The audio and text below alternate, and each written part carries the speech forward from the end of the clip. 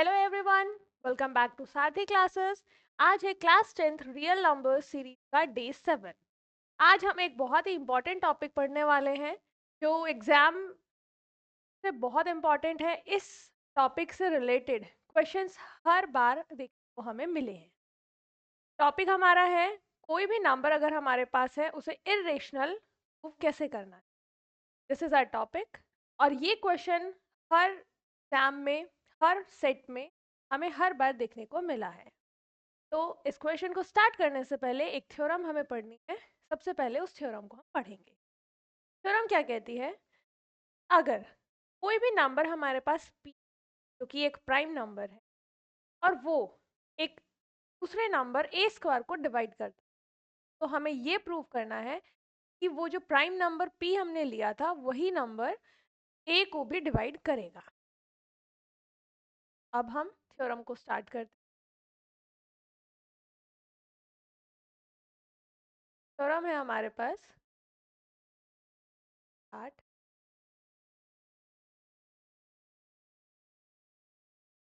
if prime divides a square, then it also divides, ये हमें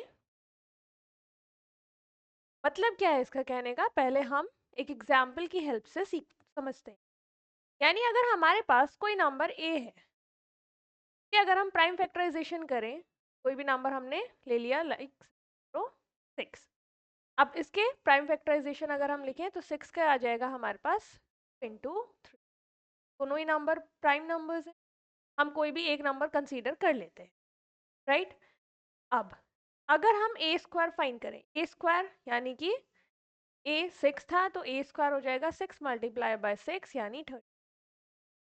तो हमें ये कहता है कि जो हमने ए के प्राइम फैक्टर्स लिए थे यानी कि 2 एंड 3, ये अगर ए स्क्वायर को डिवाइड करते हैं, यही सेम नंबर्स जो हैं वो ए को भी डिवाइड करेंगे।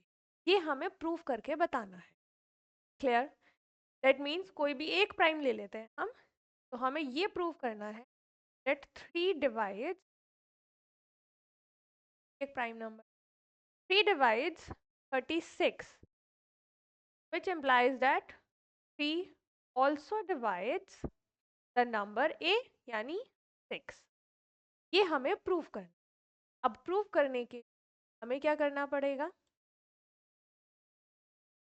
हम सबसे पहले मैथ्स है कंसीडर करना पड़ेगा। सबसे पहले क्या लेंगे हम कि p कोई भी एक प्राइम नंबर, तो हम लिखेंगे let p be a prime, consider कर लिया। अब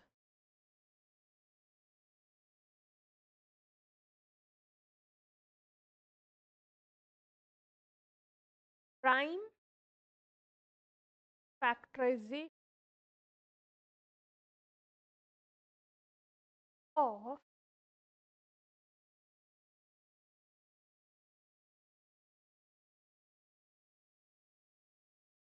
कोई नंबर है हमारे पास, जैसे मैंने वहाँ आपको 6 लेके बताया था एग्जाम्पल में, हमने यहाँ ए ले लिया। अब अगर उसके प्राइम फैक्टराइजेशन देखते हैं तो हमने यहाँ कंसीडर कर लिया p1 एंड अप टू, जहाँ पे ये जो नंबर्स है p1 ये सभी प्राइम्स तो हैं, बट जरूरी नहीं है कि ये सभी नंबर्स डिस्टिंक्ट हों, डिफरेंट हों। तो हम यहाँ लिखेंगे 1 up to r prime, but not necessarily, distinct हो सकते हैं बट जरूरी नहीं है ये सभी अलग हों। अब हमने अगर यहाँ P1 P2 up to Pn लिया है और यहाँ P एक और प्राइम नंबर लिया था, इसका मतलब ये है कि P जो है वो यहीं कहीं लाई कर रहा होगा इन नंबर्स के। क्लियर? चलिए नेक्स्ट स्टेप हमारा क्या होगा, ए स्क्वायर फाइंड। स्क्वायर यानी a इंटू मतलब हमें लिखना पड़ेगा P1 अप टू N, ये टाइम्स मल्टीप्लाई होगा, this will be,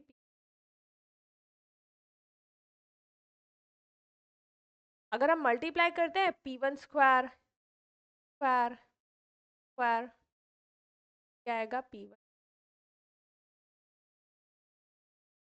and up to, ये हमने ए स्क्वायर फाइंड कर दिया। अब हमें ये गिवन था थ्योरम में that he divides A square, यानी p जो है ए स्क्वायर को डिवाइड करता है। अब अगर ये इसको डिवाइड करता है, इसका मतलब ये है कि p क्या होगा, इसका एक प्राइम फैक्टर होगा। तो हम यहाँ से लिख सकते हैं this implies that is a prime factor of a, इसका प्राइम फैक्टर है। और जैसा कि मैंने आपको पहले भी बताया था, हमने p जो है प्राइम नंबर लिया है, वो p कहीं इन्हीं में तो लाई कर रहा होगा, P1 P2 up to Pn के बीच में। तो हम यहाँ क्या लिखते हैं, p is one of n, कहीं वो लाई कर रहा होगा। क्लियर? तो अब fundamental theorem of arithmetic short form में लिखा है, आपको पता है फंडामेंटल थ्योरम ऑफ अरिथमेटिक क्या कहती है। इसका मतलब है only factor of a square are one.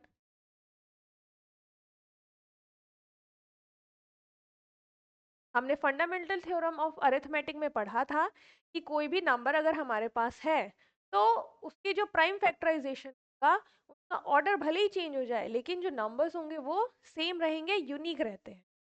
Clear? तो अब यहाँ पे जो ए स्क्वायर के फैक्टर्स है वो P1 P2 and up to n होंगे। इससे हमें ये पता चलता है कि P जो है वो ए स्क्वायर को डिवाइड अगर करता है तो P ए को भी डिवाइड करेगा, P डिवाइड्स ए। क्लियर? अब हम last line, hence as P square as P divides A square as that also divides, हमने ये थ्योरम क्यों पढ़ी, क्योंकि हमें इररेशनैलिटी अभी प्रूव करनी है, उसमें इसी थ्योरम का यूज सीखेंगे कि हम कोई भी नंबर अगर गिवन है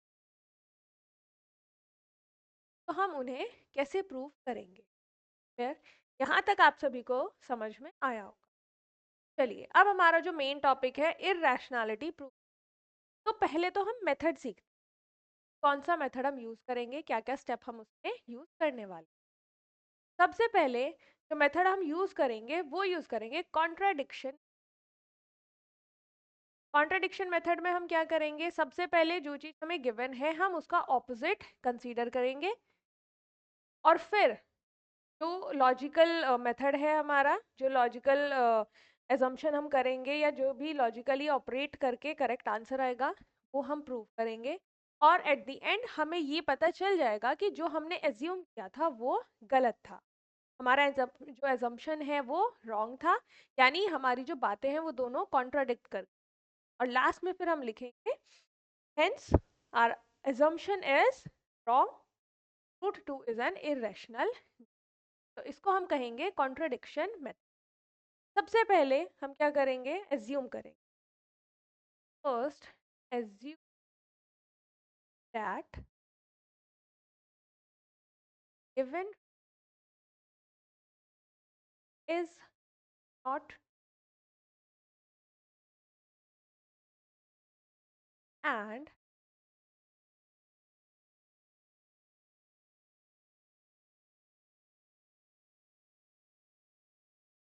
यानी जो चीज़ में गिवन है हम उसका ऑपोजिट करेंगे कि। सेकेंड में हम क्या करेंगे, we carry out a series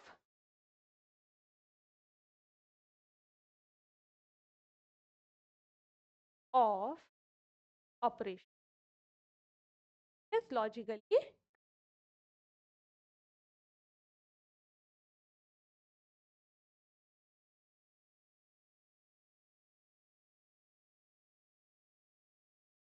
जैसे भी हम करेक्ट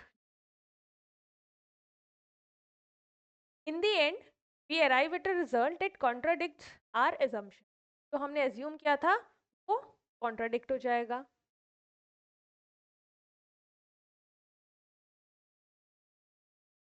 At result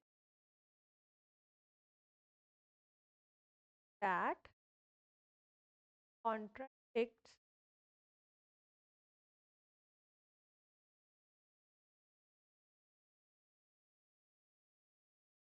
वहां से हम क्या कंक्लूजन निकालेंगे. तो हमारा assumption था वो wrong था और जो given result है वो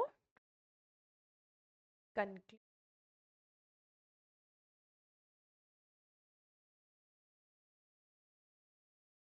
Our assumption is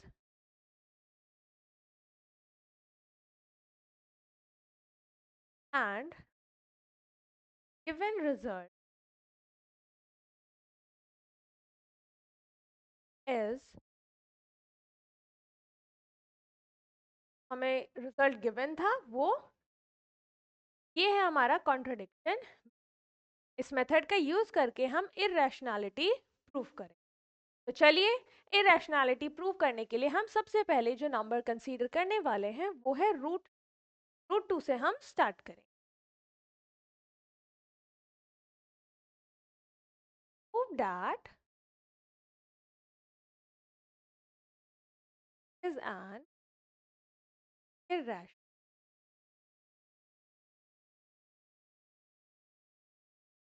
अब मैंने आपको पहले ही बताया था कॉन्ट्रडिक्शन मेथड में सबसे पहले हम जो गिवन है उसका ऑपोजिट हम एज्यूम. यानी यहाँ इरेशनल नंबर गिवन है तो हम कंसीडर करेंगे कि रूट एक रैशनल नंबर है जिसकी सिंपलेस्ट फॉर्म हम p अपॉन कंसीडर करेंगे. चलिए अब हम स्टार्ट करते. सबसे पहले कंसीडर करने वाली बात है let a rational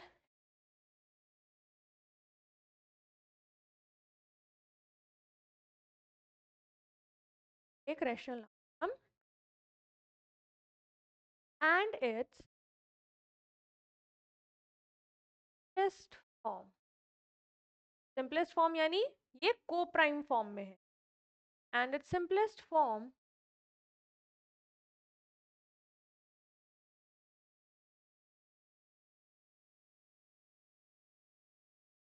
and and are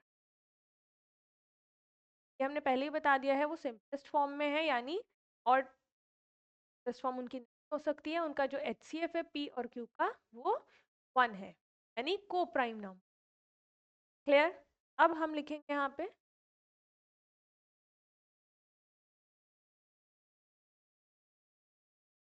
next step होगा हमारा ऑन स्क्वायरिंग बोथ साइड. अभी हम एक पढ़ के आए हैं. हमने एक पढ़ लिया था A क्या. अब A स्क्वायर हम फाइंड कर रहे हैं और बोथ साइड हमारे पास क्या आ जाएंगे ना बस root square is equal P upon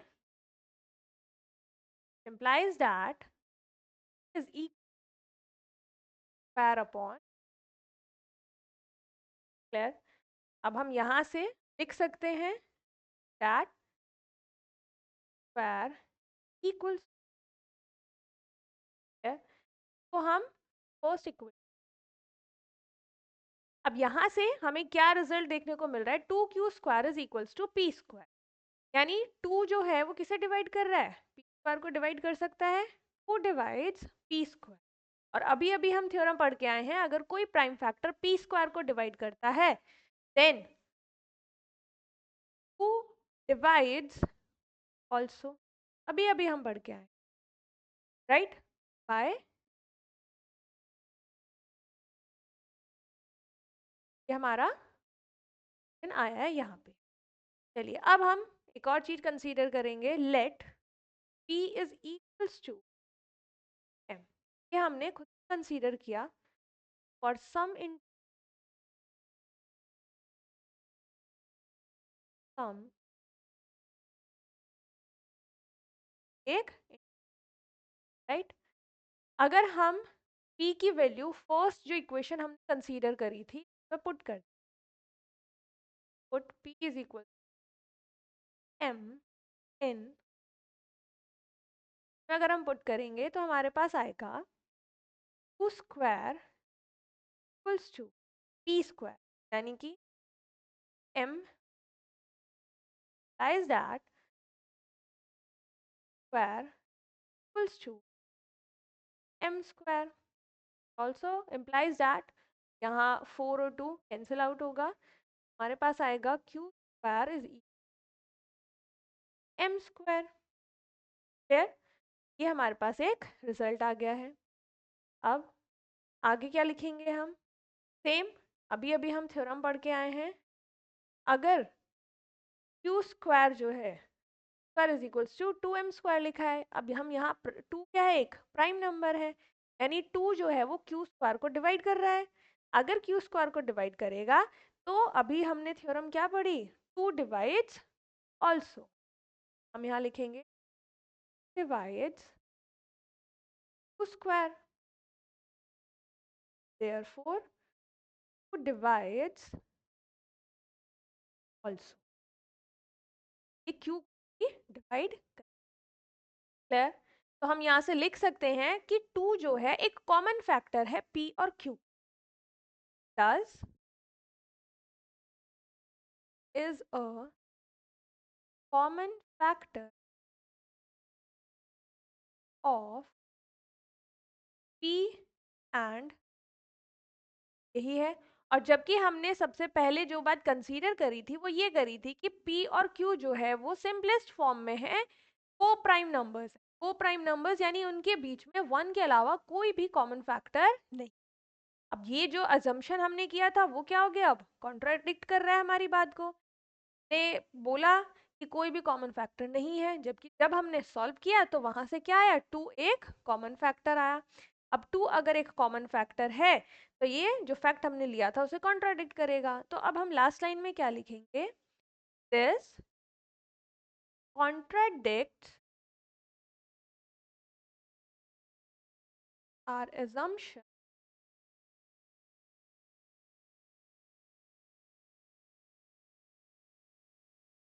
that and have common factor। हमने एज्यूम किया था p और q के पास कोई भी कॉमन फैक्टर नहीं, और हमारा जो एजम्पशन है वो गलत प्रूव हो गया है। यहाँ पे हम लिखेंगे so our assumption is wrong, our assumption therefore, अगर हमारा एजम्पशन गलत है इसका मतलब क्या है, root 2 is an irrational, root 2 एक इरेशनल नंबर। आई होप अभी तक आपको जितना इस वीडियो में बताया है ये समझ में आया होगा। एग्जाम पॉइंट ऑफ व्यू से ये काफ़ी इम्पोर्टेंट टॉपिक है, हर बार हर ईयर में ये क्वेश्चन देखने को मिला है हर एक सेट में, बस नंबर्स कुछ चेंज हुए हैं, like root 2, root 3, root 5, root 11, 1 plus root, ऐसे कुछ नंबर्स को प्रूव करने के लिए देखा गया। तो अभी हम नेक्स्ट वीडियो में कुछ और क्वेश्चंस ट्राई करेंगे। तब तक के लिए keep learning, happy learning, keep liking, subscribing the channel.